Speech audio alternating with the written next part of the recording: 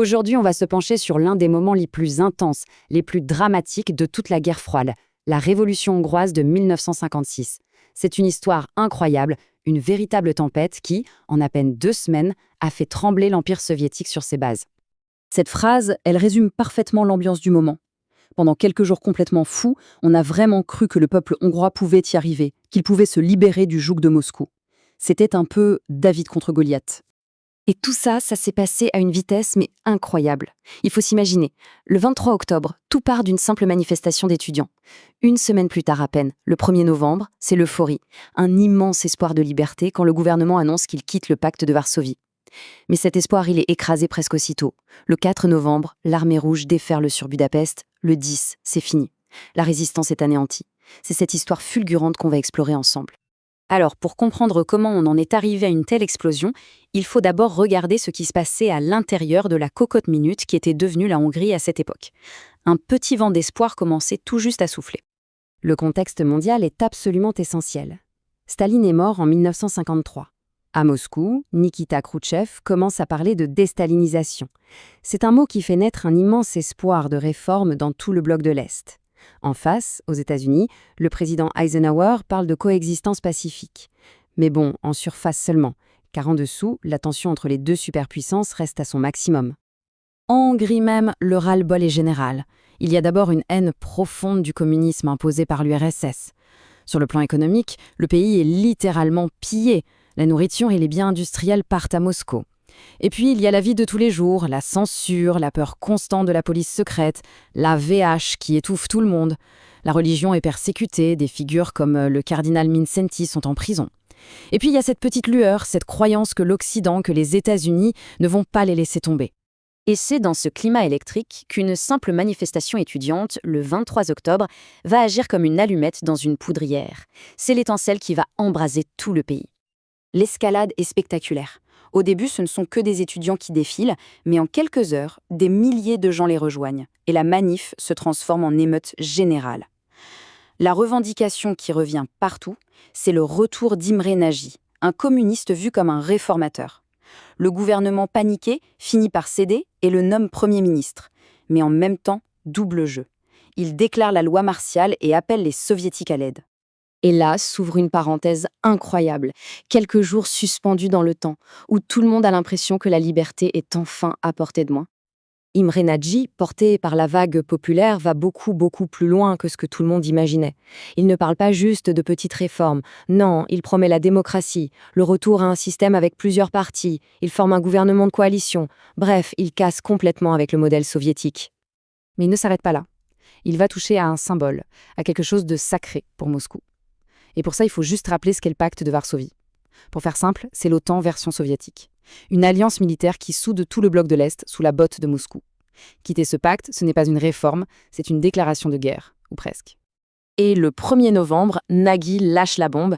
La Hongrie se retire du pacte de Varsovie. Et là, c'est terminé.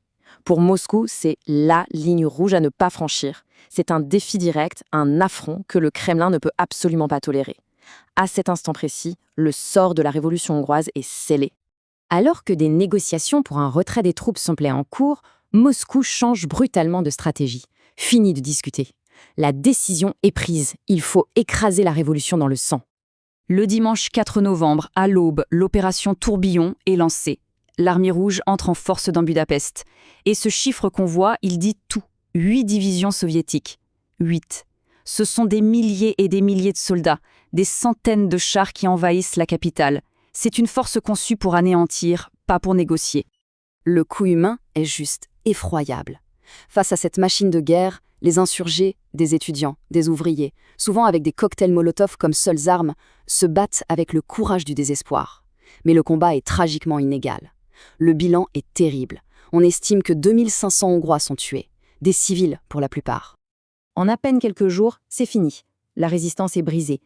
Et le leader de cette révolution, Imre Nagy, celui qui a incarné cet espoir fou, est capturé par les soviétiques.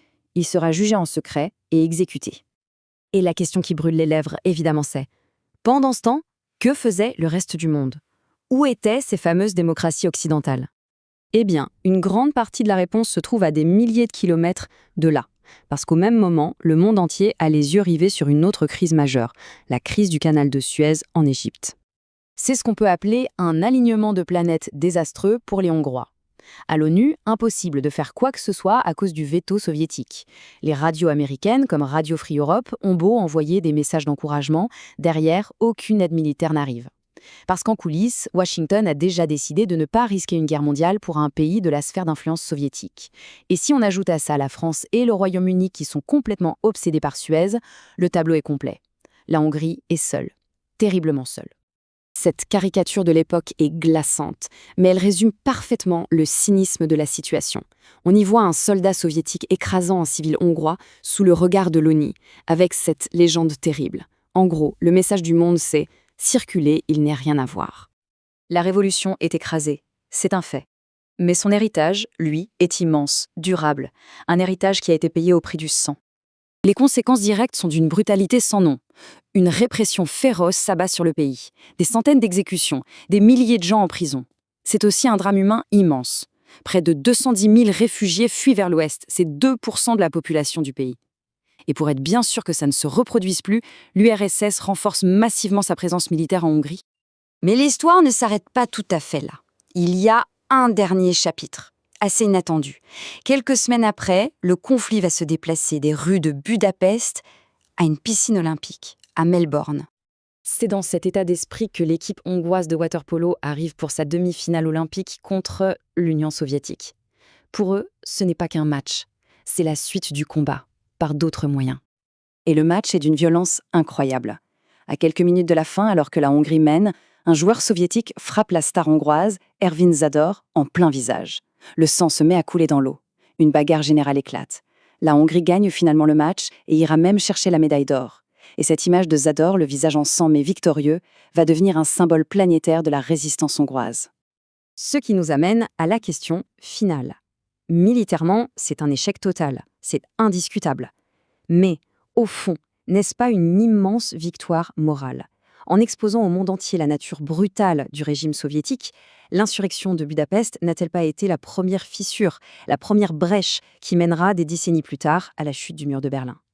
La question, elle, résonne encore aujourd'hui.